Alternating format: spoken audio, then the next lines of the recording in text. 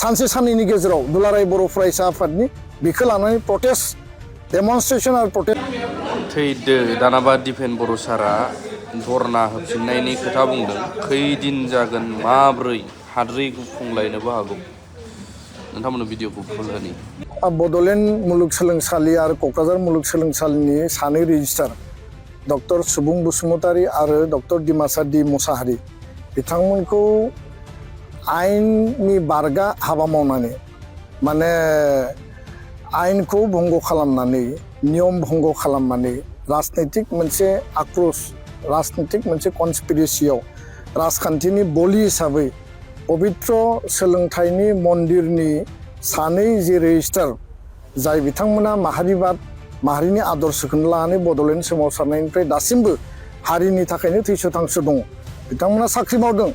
नाथाय बिथांमोना माहारिनि थाखाय हाबा मावबोदों बिथांमोना कुनु पलिटिकेल पार्टियावबो गैया आरो कुनु पलिटिकेल इन्ट्रेस्टबो बिथांमोना गैया 29 नभेम्बरनि घटनायाव बिथां सानैया कुनु कारनाव कुनु बेलायाव कुनु माने परिबेशाव बिथांमोना जरित नङा जों जिखौ एनालाइसिस खालामदों एसेसमेन्ट खालामदों किन्तु बेयाव गोबां राजनैतिक लबि सोलिनाय जों नुबाय बेयाव मोनसे कनस्पिरेसिनि जाल सोलिनाय जों नुबाय आरो राजनैतिक आक्रोशआव बिथांमोनखौ बोखारनानै जरजुलुमै जेराव काउन्सिला मोनसे अट'नमास मोनसे बडि जाय माने इउनिभार्सिटिनि रेजिस्टारखौ बोखारनायनि बिस्रा डाइरेक्ट थोंजों अधिकार गैया राजभवनाव लेटार हरदों राजभवना एक्न'लेजमेन्ट बायदियै जे जोङो मोनसे सेल्फ एक्सप्लेनेटरि लेटार जोङो बिटिसिनिफ्राय मोन्दों बेखौ जोङो भिसिनो इन्टिमेसन होबाय बेबायदिसो बेयाव लिरनाय दङ बेयाव एक्सननि बाथ्रा गैया किन्तु बेयाव माखासे माने इन्टारनेल माखासे बेयाव कनस्पिरेसिफोर थाबाय आरो दिनै जों नुबाय जे बिथां सानैखौ बोख्लायनाय लोगो लोगो गुबुन सानैखौ दायित्व होदों आरो दिनै सोरबा गुबुन गुबुन जायफोरा सरकारि फरायसा आफाद दङ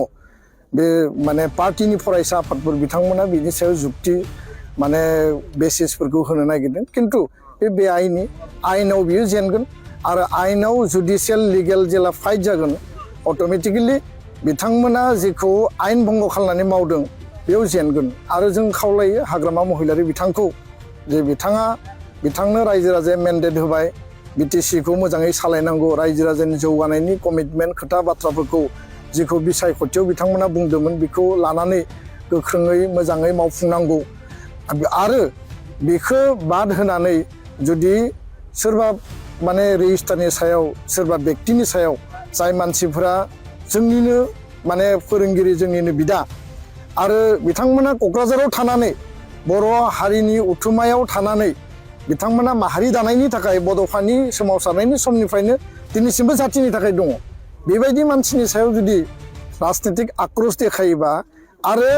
समाजाव हारिनि सार्थनि थाखाय माहारिनि सार्थनि थाखाय खोथा बुंग्रा मानसिफोरनि खुगाखौ बेबायदि एक्सन लानानै जुदि बन्द खालामनो नागिरोब्ला हारियालाय बबे लामाजों थांगोन हारिया बबे लामाजों जौगानो नागिरदों दा बेखौ जोङो नुनानै सोमोनांदों फारसेथिं जौ जुवा माने पिकनिकआवबो जुवा जौनि आड्डा बहाबा नोङो मेला फुजायावबो माने जुवा आरो जौनि आड्डा बेफोर थासारिखौ बुङोब्ला सोरबा सोरबा दुखु मोनो सोरबा सोरबा नांनाय बायदि मोनो किन्तु बास्तबथ' रायजो राजाफ्रा नुदों बयबो जोंखौ बुंदों गावजों गाव रायलायदों किन्तु रावबो खुगा सिनो हाया गियो बे मा दमननि बे माने परिबेस जों बेखौ साबजायाखै जों दुखु मोनदों आरो हाग्रामा महिलारि बिथाङा रिथिं खालामनांगौ बिथाङा जुदि बयनिबो वेल एक्सेप्टेड लिडार जुदि हिसाबै गावखौ दिन्थिनो नागिरदोंब्ला बेबायदि राजनैतिक आक्रोशखौ खालामनायनिफ्राय गोजानाव थानांगौ आरो बेफोरो थिग नङा बेखायनो आं खावलायो जे जायफोर सरकारि फरायसा आफाद बे सरकारि फरायसा आफादफोरा माने जुक्ति होनायाव जेबो बेसिस गैया बिथांमोना सोरबा सोरबा बुंदों जे बिटिसि सेक्रेटारियेटखौ लन्ड बन्द खालामनाया बे एन्टि नेसनेल होननानै बुंदों आरो बर' हारिया थांनाय 34 इयार्सनि आन्दलनाव जोंनि खुद्रिनाय जोंनि डिप्राइभ जोंनि मोन्थाइनिखौ बन्सित खालामनायनि थाखाय जोंखौ अयनायै लावथि बाहोनाय जेलाव लांनाय गावथारनायनि बिनिमयाव रागा जोंना खुद्रिनानै मालाबा सरकारि माने अफिस सरकारि प्रपार्टिफोरखौ मालाबा लन्ड बन्द खालामनाय डेमेज खालामबोनाय थासारिया जादों